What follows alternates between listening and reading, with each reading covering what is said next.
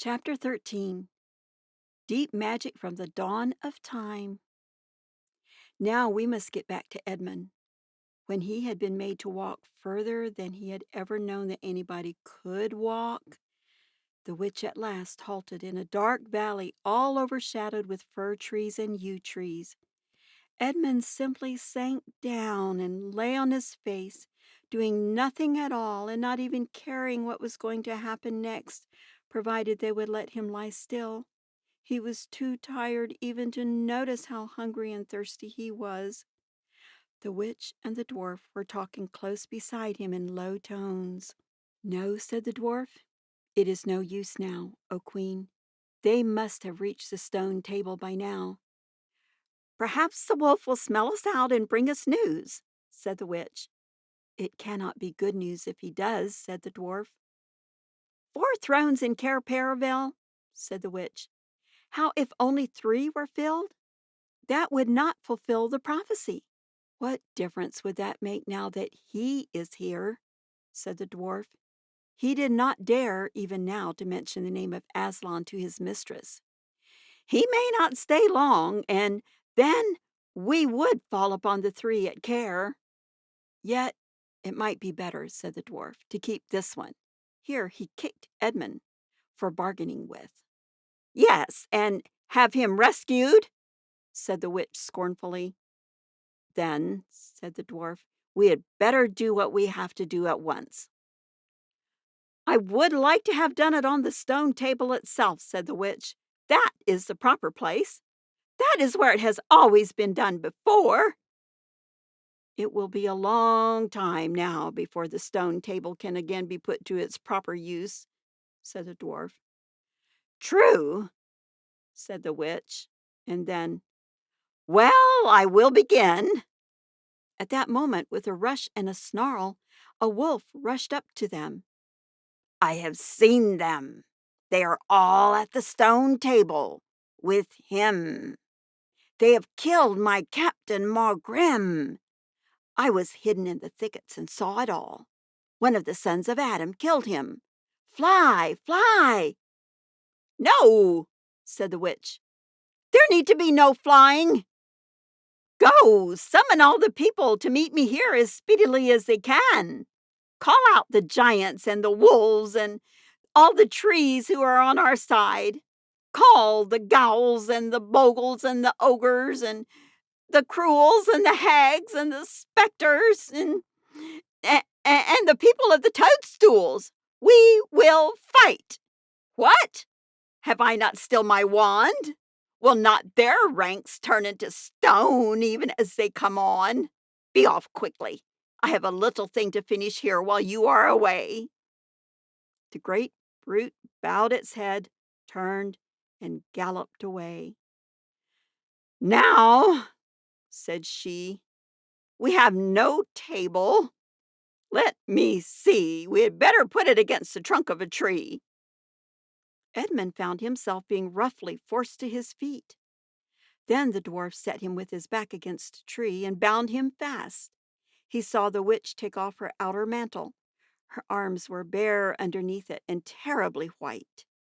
Because they were so very white, he could see them, but he could see not much else because it was so dark in this valley under the dark trees.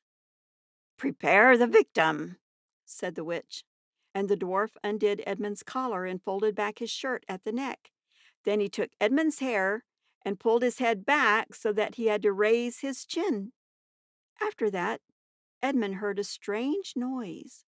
Whiz, whiz, whiz.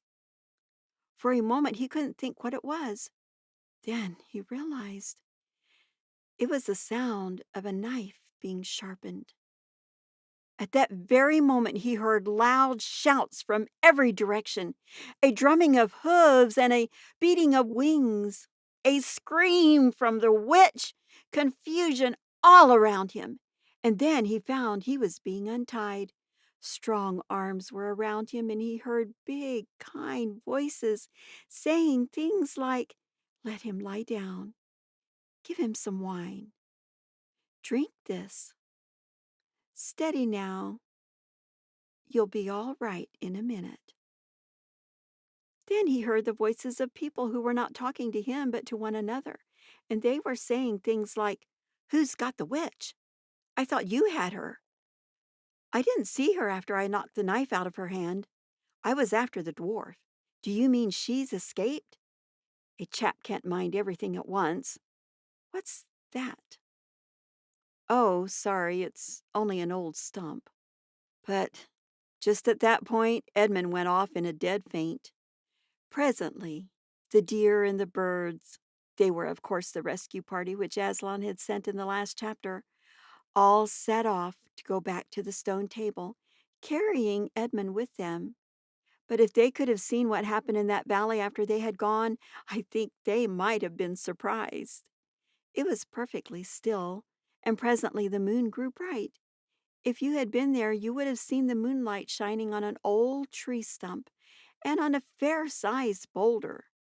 But if you had gone on looking, you would gradually have begun to think there was something odd about both the stump and the boulder. And next, you would have thought that the stump did look really remarkably like a little fat man crouching on the ground. And if you had watched long enough, you would have seen the stump walk across to the boulder, and the boulder sit up and begin talking to the stump. For in reality, the stump and the boulder were simply the witch and the dwarf. For it was part of her magic that she could make things look like what they aren't. And she had the presence of mind to do so at the very moment when the knife was knocked out of her hand. She had kept hold of her wand, so it had been kept safe, too. When the other children woke up next morning, they had been sleeping on piles of cushions in the pavilion. The first thing they heard from Mrs. Beaver was that their brother had been rescued and brought into camp late last night, and was at that moment with Aslan. As soon as they had breakfast, they all went out, and there they saw Aslan and Edmund walking together in the dewy grass, apart from the rest of the court. There is no need to tell you, and no one ever heard, what Aslan was saying, but it was a conversation which Edmund never forgot. As the others drew nearer, Aslan turned to meet them, bringing Edmund with him. "Here is your brother," he said, "and there is no need to talk to him about what is past." Edmund shook hands with each of the others and said to each of them in turn, "I'm sorry." And everyone said, "That's all right." And then everyone wanted very hard to say something which would make it quite clear that they were all friends with him again, something ordinary and natural. And of course, no one could think of anything in the world to say. But before they had time to feel really awkward, one of the leopards approached Aslan and said, "Sir, there is a messenger from the enemy who craves audience." "Let him approach," said Aslan. The leopard went away and soon returned, leading the witch's dwarf. "What is your message, son of earth?" asked Aslan. "The Queen of Narnia and Empress of the Lone Islands desires a safe conduct to come and speak with you," said the dwarf, "on a matter which is as much to your advantage as to hers." "Queen of Narnia, indeed," said Mr. Beaver. "Of all the cheek—" "Peace, Beaver," said Aslan. "All names will soon be restored to their proper owners. In the meantime, we will not dispute about them. Tell your mistress, son of earth, that I grant her safe conduct, on condition that she leaves her wand behind her at that great oak." This was agreed to, and 2 leopards went back with the dwarf to see that the conditions were properly carried out. "But supposing she turns the 2 leopards into stone?" whispered Lucy to Peter. I think the same idea had occurred to the leopards themselves. At any rate, as they walked off, their fur was all standing up on their backs, and their tails were bristling like a cat's when it sees a strange dog. "It'll be all right," whispered Peter in reply. "He wouldn't send them if it weren't." A few minutes later, the witch herself walked out onto the top of the hill and came straight across and stood before Aslan. The 3 children who had not seen her before felt shudders running down their backs at the sight of her face, and there were low growls among all the animals present. Though it was bright sunshine, everyone felt suddenly cold. The only two people present who seemed to be quite at their ease were Aslan and the witch herself. It was the oddest thing to see those two faces, the golden face and the dead white face, so close together. Not that the witch looked Aslan exactly in his eyes. Mrs. Beaver particularly noticed this. "You have a traitor there, Aslan," said the witch. Of course, everyone present knew that she meant Edmund. But Edmund had got past thinking about himself after all he'd been through, and after the talk he'd had that morning. He just went on looking at Aslan. It didn't seem to matter to him what the witch said. "Well," said Aslan, "his offense was not against you." "Have you forgotten the deep magic?" asked the witch. "Let us say I have forgotten it," answered Aslan gravely. "Tell us of this deep magic." "Tell you?" said the witch, her voice growing suddenly shriller. "Tell you what is written on that very table of stone which stands beside us? Tell you what is written in letters deep as a spear is long on the firestones on the secret hill? Tell you what is engraved on the scepter of the emperor beyond the sea? You at least know the magic which the emperor put into Narnia at the very beginning. You know that every traitor belongs to me as my lawful prey, and that for every treachery I have a right to a kill." "Oh," said Mr. Beaver, "so that's how you came to imagine yourself a queen, because you were the emperor's hangman. I see." "Peace, Beaver," said Aslan with a very low growl. "And so," continued the witch, "that human creature is mine. His life is forfeit to me. His blood is my property." "Come and take it then," said the bull in a great bellowing voice. "Fool!" said the witch with a savage smile that was almost a snarl. "Do you really think your master can rob me of my rights by mere force? He knows the deep magic better than that. He knows that unless I have blood, as the law says, all Narnia will be overturned and perish in fire and water." "It is very true," said Aslan. "I do not deny it." "Oh, Aslan," whispered Susan in the lion's ear, "can't we, I mean, you won't, will you? Can't we do something about the deep magic? Isn't there something you can work against it?" "Work against the Emperor's magic?"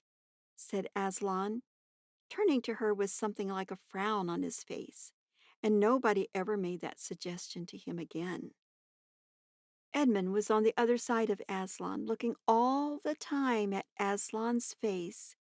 He felt a choking feeling and wondered if he ought to say something. But a moment later he felt that he was not expected to do anything except to wait and do what he was told. "Fall back, all of you," said Aslan, "and I will talk to the witch alone."